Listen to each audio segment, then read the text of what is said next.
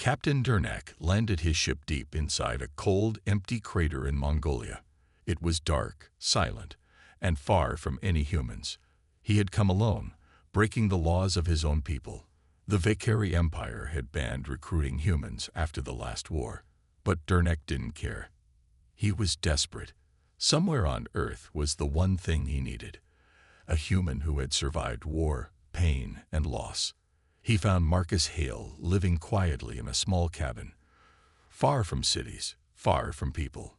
Marcus was a former soldier. His body was strong, but his eyes were tired. He had seen too much. Durnak walked into his cabin like a shadow and made the offer: travel the stars, live free, and earn more credits than Earth could ever give. But Marcus refused. He didn't trust aliens. He didn't trust anything anymore. He wanted to be left alone. That should have ended it, but it didn't. A day later, his dog vanished without a trace. Then, his bank account locked.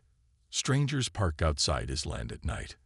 Marcus wasn't just being watched, he was being pushed, forced, pressured.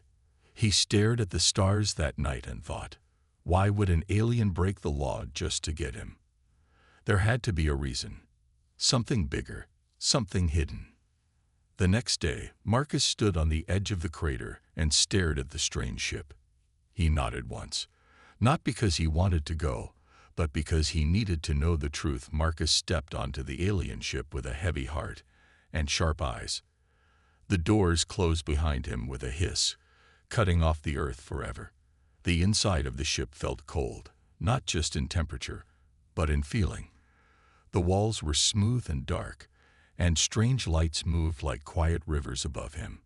The crew stood in silence, all of them aliens, all of them watching him like he was something dangerous. No one smiled.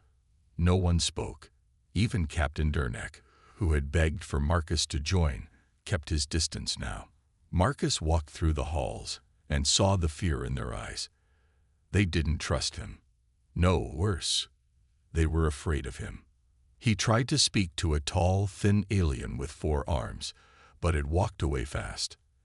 At night, in the small room they gave him, he heard whispers through the walls in languages he didn't know. But sometimes they said one word clearly: Breachborn.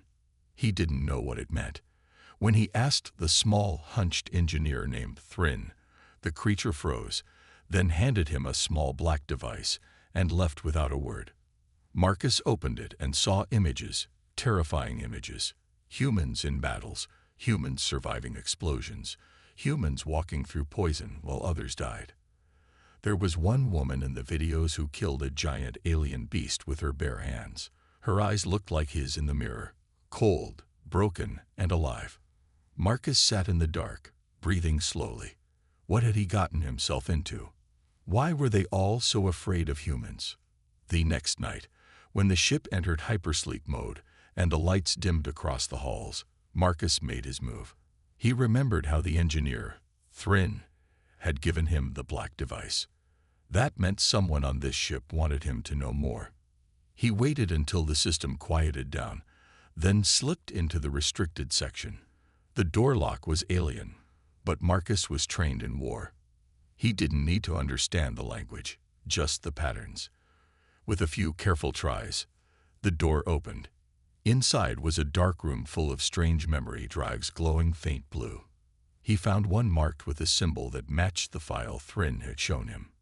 He plugged it into the device. What he saw made his blood freeze.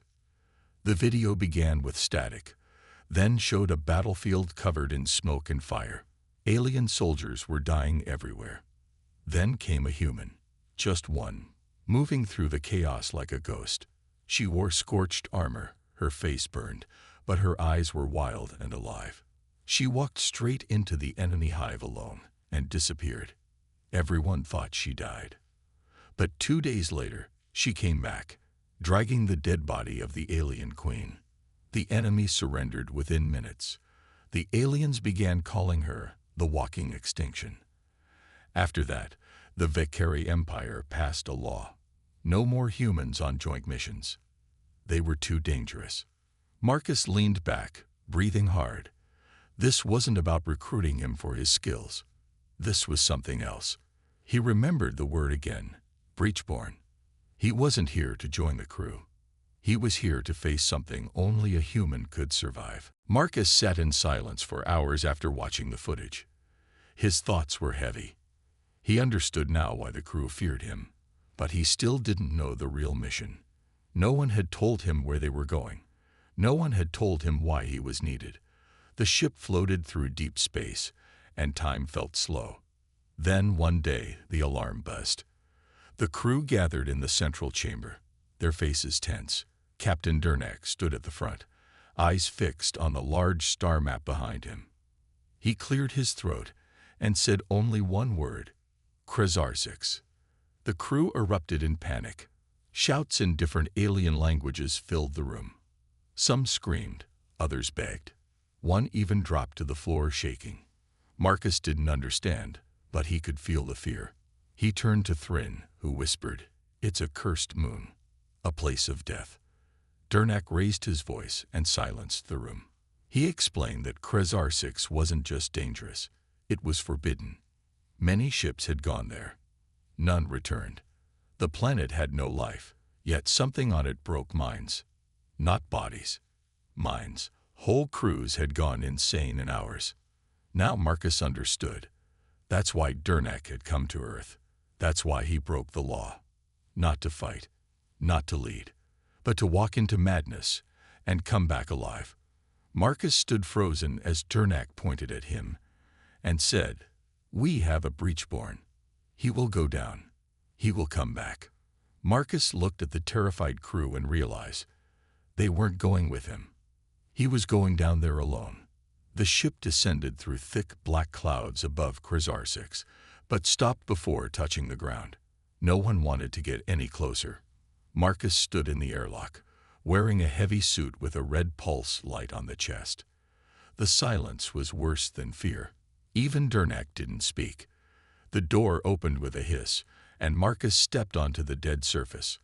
The ground crunched under his boots like broken glass. There was no wind, no sound, but something felt wrong immediately. Not outside, but inside his head. At first, he thought it was his own memories. The war, his friends screaming. But then he heard voices he didn't recognize. Whispers, laughs, crying from people he'd never met. Marcus tried to push it away, but the voices followed. As he walked deeper into the crater, shapes began to form, shadows that looked like people from his past.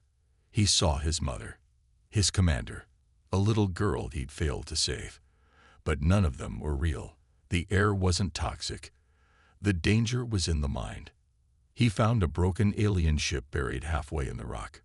The door was open, but inside were bodies, frozen in place, eyes wide open, mouths locked in silent screams. They had gone mad. Marcus kept going. He whispered to himself to stay focused.